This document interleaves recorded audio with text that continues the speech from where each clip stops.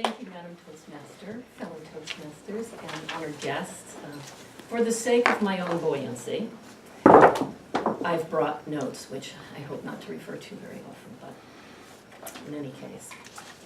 Is it possible for a voice to get lost? Can one honestly recognize their authentic voice? And how do you go about rediscovering your voice?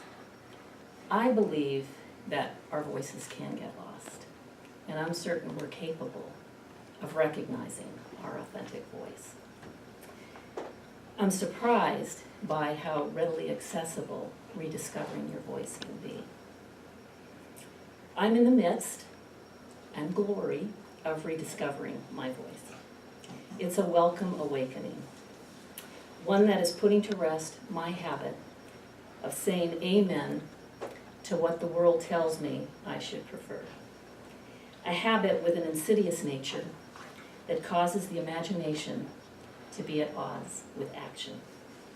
That is a surefire way and a surefire recipe for misery and losing your voice. Henry David Thoreau wrote, "Most men lead lives of quiet desperation and go to the grave with a song still in them." He wasn't talking literally about music. He was referring to a person's authentic voice. Luckily, there are two reliable indicators, always at the ready to show us whether we're on course or off course. That's energy and power. If, for example, you wished you said something that you didn't, or you said something that you wish you didn't, you will feel a loss of energy and power. If you think that you're inept or incapable of taking yourself to the edge of your comfort zone, even though you're convinced that it would empower you, you will feel a loss of energy and power. When others tell you that they recognize your true talent, but for the life of you, you can't see it within yourself, you will feel a loss of energy and power. Feeling a loss of energy and power is a theme to pay attention to. One that will never steer you wrong, and it's akin to intuition. There are many practical ways to go about rekindling your power and your energy.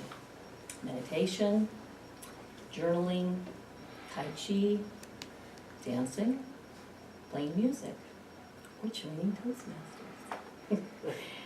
Here's one deceptively simple way that you can go and reconnect with yourself. Just ask yourself these following questions. Voila. What angers you?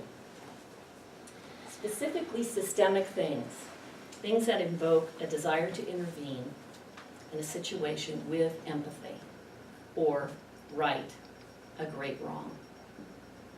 What makes you cry? If it's difficult to muster up a personal experience, movies are fair game.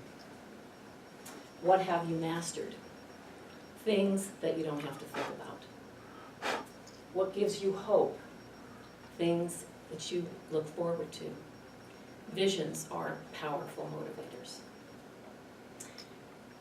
As a child, what did you want to be when you grew up? And seriously, this one is a gold mine. If you had all the time and money in the world, what would you do? What would absolutely blow your mind?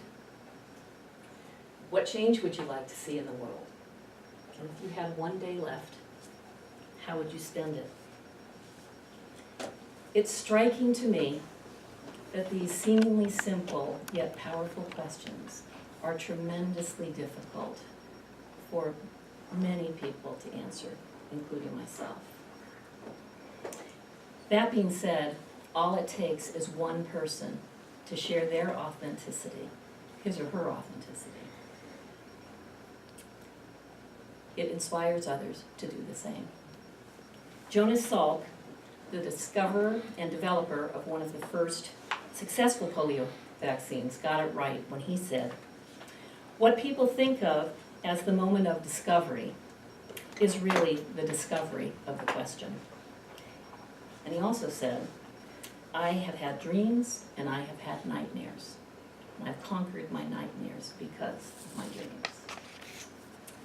I say, take the time, take heart, and take care to be completely honest with yourself, so that the rest of us can hum a little louder and whistle a happy tune, just knowing you were here.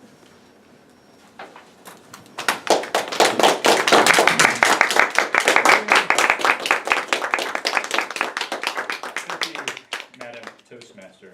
And thank you, Tony, for such a wonderful speech. And if you've been following Tony's previous speeches, her previous 3 speeches, it's really been this continuing series, really, of a story of emotional and also personal buoyancy and just being able to recover, bounce back, and reattack the world with renewed vigor and energy. Power and energy, if I may say so. So this is speech number 4, how to say it.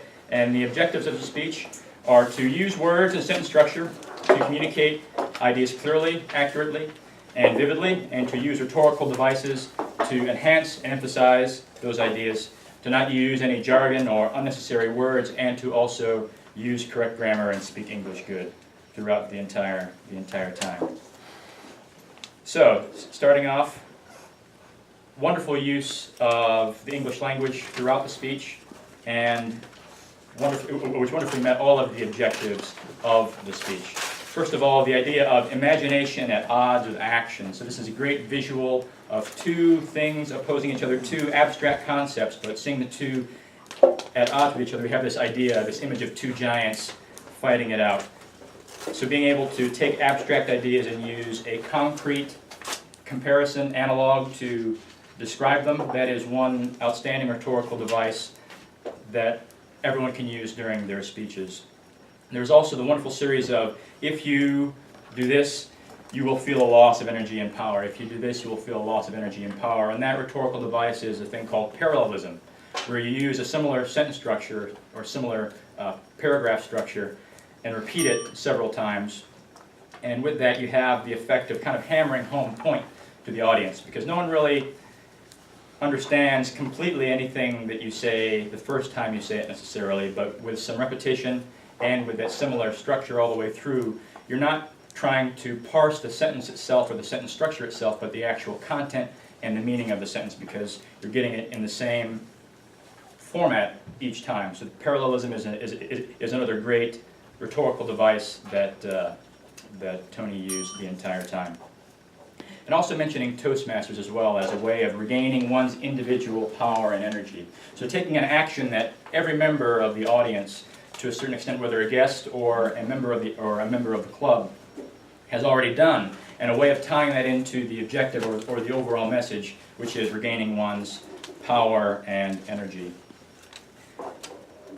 Wonderful preparation beforehand of having the rhetorical questions, another rhetorical device, the questions posted on the whiteboard beforehand, and not written on the whiteboard where it gives it away and sacrifices some suspense, but being able to keep the suspense there and having something that's just ready to tear down, it pops down, and then you're ready to go.